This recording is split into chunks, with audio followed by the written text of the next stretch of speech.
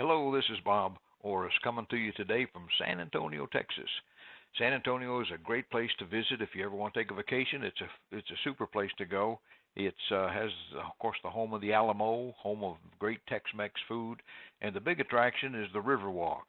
And there are convention centers and there's hotels all along that Riverwalk, and there's a lot of restaurants, a lot of things to do. So makes it really fun. They've really taken us just a simple concept and really made it into a great place to visit.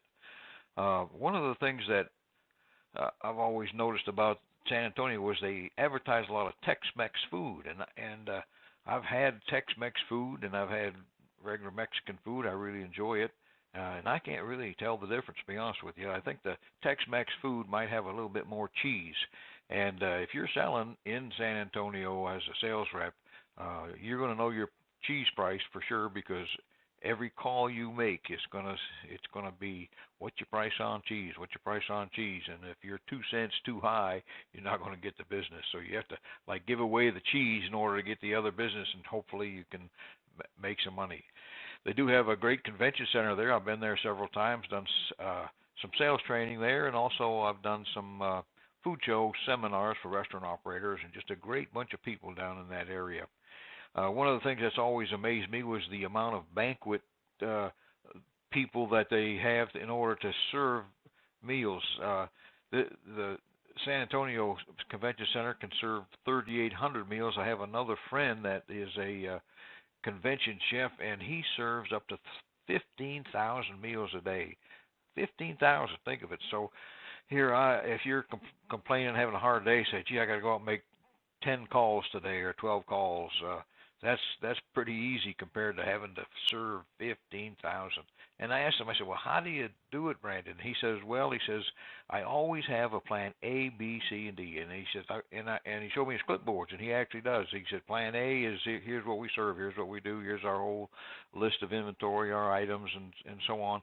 And then here's plan B in case something gets ruined, or in case we overcook something or burn something or whatever. We got plan B, and then we got plan C and plan D. So he's covered, and he says that is the one thing that takes away all the stress, and I appreciate that when he told me that.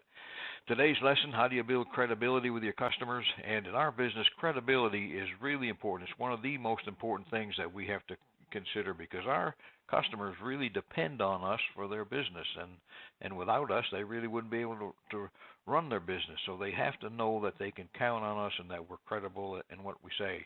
There are many types of sales, whether it's like a one-call close where you go in and you make the sale and you never see the people again. And with us, it's just the opposite. We go in and it may take us, call after call after call after call before we gain enough credibility to where they'll even trust us enough to give us their business. Now, how do you gain that credibility? Well, this is interesting about the 3M company. Years ago, the 3M company sent researchers to study the top salespeople in the company. Their assignment was to find the exact words these salespeople used to gain the trust of the potential customer. After hundreds of interviews, the researchers found that these top salespeople used 5 phrases to gain confidence. Now, I've used these 5 phrases over and over again, and I've tested them, and there's some salespeople that have also tried it. They left their comments down below, but remember earlier we said that there's certain skills that you have to learn, just like a physician has to learn, a lawyer has to learn. Well, a salesperson has to learn certain things too, and learn these 5 phrases and try them out for size, and they won't sound canned. They'll be natural, and they'll just be a conversational type of credibility building tool that you can have in your tool chest. So with that in mind, you have a great day.